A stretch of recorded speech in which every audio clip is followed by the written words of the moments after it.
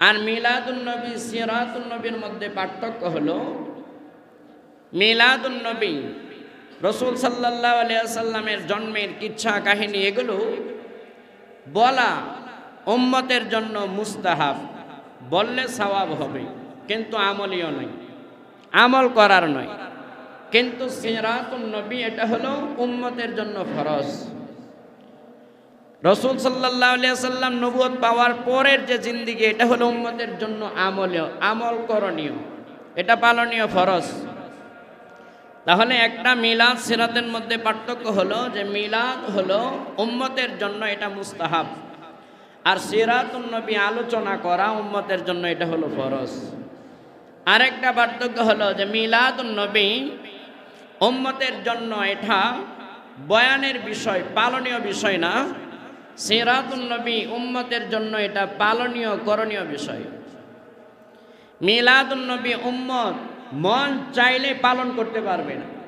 উদাহরণ দিলে বুঝবেন, যখন রসুল সাল্লাল্লাহু আলাইহি ওয়াসাল্লাম মা আমেনার গর্ভে আসলেন, হাদিসের মধ্যে তারিখের কিতাবে পাওয়া যায়, তখন মা আমেনা নিজে বলেন যে সন্তান পেটে আসলে মানুষ বুঝতে পারে পেট একটু বড় হয়, খানা ঠিক মতো খাইতে পারে না, বমি বমি ভাব, কষ্ট অনুভব করে। কিন্তু আমার সন্তান মুহাম্মদ যখন গর্ভে আসছে, আমি টেরই পাই নাই সন্তান আমার পেটে আছে কিনা। দেখেন, এখন যদি আমি মিলাদুন্নবী পালন করতে যাই, তাহলে আবার মায়ের পেটে গিয়ে মাকে কষ্ট না দেওয়া আপনার আমার জন্য জরুরি। মায়ের পেটে যাওয়াও সম্ভব না, মিলাদুন্নবী পালন করাও সম্ভব না। মা আমেনা বলেন, যখন সন্তান মুহাম্মদ আমার গর্ভে আসলো, আসার পরে আমি যখন কোনো জায়গায় বাহিরে যাইতাম, তাকায় তাকায় দেখতাম গাছগুলো আসিয়া আমার পায়ে সেজদায় লুটিয়ে পড়তো। সুবহানাল্লাহ। দেখেন, আমি যখন গর্ভে ছিলাম তখন তো গাছ আর মায়ের পায়ের কাছে সেজদা করে নাই। এখন পেটে গিয়ে পেটে যদি জায়গা সম্ভব হয় তাহলে এটা সম্ভব। সুতরাং মিলাদুন্নবী উম্মতের জন্য পালনীয়। শুধু তাই নয়, আরেক বর্ণনায় আসছে, মা আমেনা বলেন যে আমার পেটে যখন মুহাম্মদ ছিল, আমি যখন জমজম কূপে পানি আনার জন্য যাইতাম, পানি অনেক নিচে ছিল, রশি দিয়ে বালতি দিয়ে পানিটা উঠাইতে হইতো।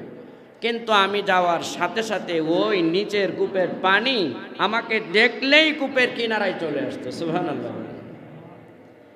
দেখেন, আপনার আমার দ্বারা কি এই আমল করা সম্ভব?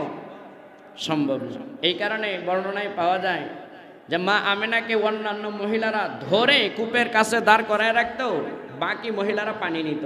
কারণ উনি চলে গেলে পানি তো আবার নিচে চলে যাইত, রশি দ্বারা উঠানো লাগতো, ধরে রাখতো, পানি উঠায় নিয়ে যেত।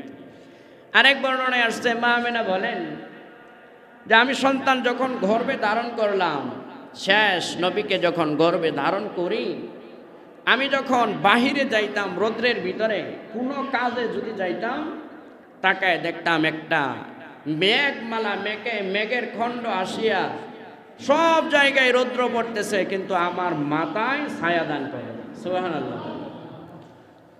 আমি যদি এখন মিলাদুন্নবী পালন করতে চাই, মায়ের গর্ভে যাওয়া লাগবে, আবার মায়ের গর্ভে থাকা অবস্থায় মা রৌদ্রে গেলে মেঘমালা আসিয়া তাকে ছায়া দেওয়া লাগবে, এটা কোনোদিন সম্ভব না। সুতরাং মিলাদুন্নবী নবীর জন্য নবুয়তের দলিল, উম্মতের জন্য পালনীয়, এটা আলোচনার বস্তু হইতে পারে।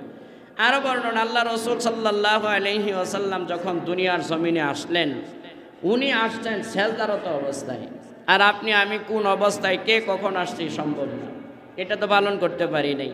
শুধু তাই নয়, আল্লাহ রসুল সাল্লাল্লাহু আলাইহি ওয়াসাল্লাম দুনিয়ার জমিনে যেদিন আসবেন, ওই দিন 1000 বৎসর যাবৎ যেই আগুন জ্বলতেছিল পারস্যের, ওই আগুন সব বন্ধ হয়ে গেল, একেবারে নির্বাপিত হয়ে গেল, নিভে গেল।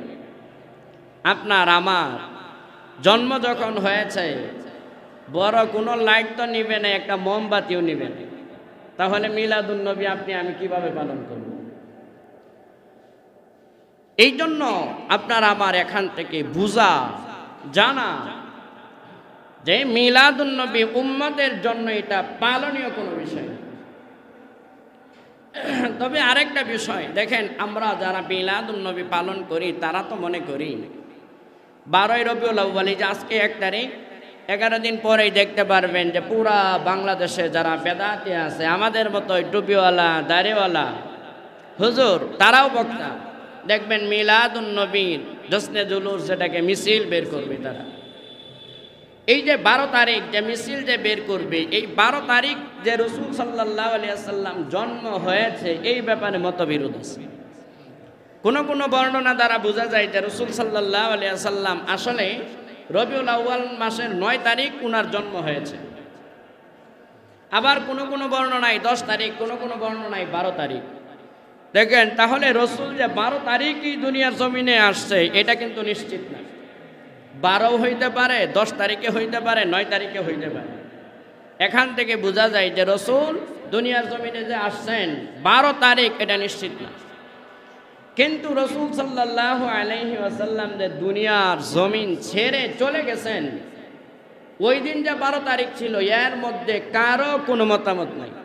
এটা সকলে একমত যে রাসূল যেদিন দুনিয়ার জমিন ছেড়ে চলে গেছেন ওই দিনটা ছিল 12ই রবিউল আউয়াল। সুতরাং যেই দিন রাসূল মারা যায় ওই দিন মুমিন হিসাবে কেউ আনন্দ প্রকাশ করতে পারে, এটা মুমিন হিসাবে সম্ভব।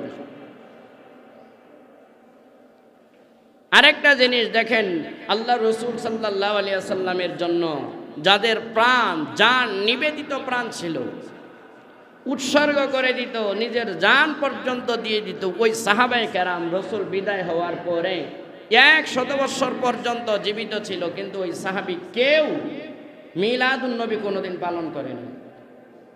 সুতরাং বোঝা যায় যে মিলাদুন নবী এটা পালনীয় নয়। এটা উম্মত আলোচনা করবে, মানুষ শুনবে, এতটুকুই যথেষ্ট। মিলাদুন নবী পালনীয় নয়, পালন করবে সিরাতুন নবী। সাহাবায়ে কেরাম কেমন রাসূল সাল্লাল্লাহু আলাইহি ওয়াসাল্লামের জন্য নিবেদিত প্রাণ ছিলেন হাদিসের কিতাবের মধ্যে পাওয়া যায়। কোন কোন বর্ণনায় তো এমনও আসছে রাসূলের পায়ে একটা কাঁটার দাগ ফুটবে এটাও কোনো সাহাবী সহ্য করেননি।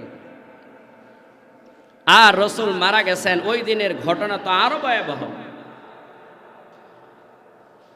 যায়েদ বিন আব্দে রব্বিহি, আব্দুল্লাহ ইবনে যায়েদ ইবনে আব্দে রব্বিহি রাদিয়াল্লাহু তাআলা আনহু বর্ণনায় পাওয়া যায় উনি জমিনের ভিতরে চাষ করতেছিলেন। এমন সময় কানের ভিতরে সংবাদ পৌঁছলো যে আল্লাহর রাসূল সাল্লাল্লাহু আলাইহি ওয়াসাল্লাম আর দুনিয়ার জমিনে নেই, ইন্তেকাল হয়ে গেছে। এই সংবাদ পাওয়ার পরে আব্দুল্লাহ ইবনে যায়েদ ইবনে আব্দে রব্বিহি রাদিয়াল্লাহু তাআলা আনহু জরজর করে চোখ দিয়ে পানি ছেড়ে হাত দুইটা আল্লাহর দিকে উঠায়া বলতে লাগলেন, আল্লাহ,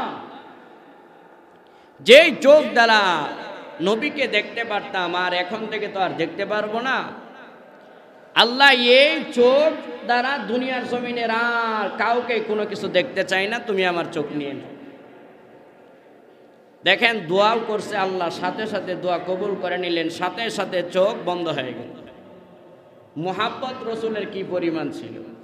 ওই সাহাবীরাই তো রসুল মারা যাওয়ার পরে মিলাদুন নবী, কেউ মিলাদুন নবীর অনুষ্ঠান করেনি। আর আপনি আমি কিসের এত মুহাব্বত যে মিলাদুন নবী পালন করতেই হবে? আসলে মিলাদুন নবী পালনীয় নাই।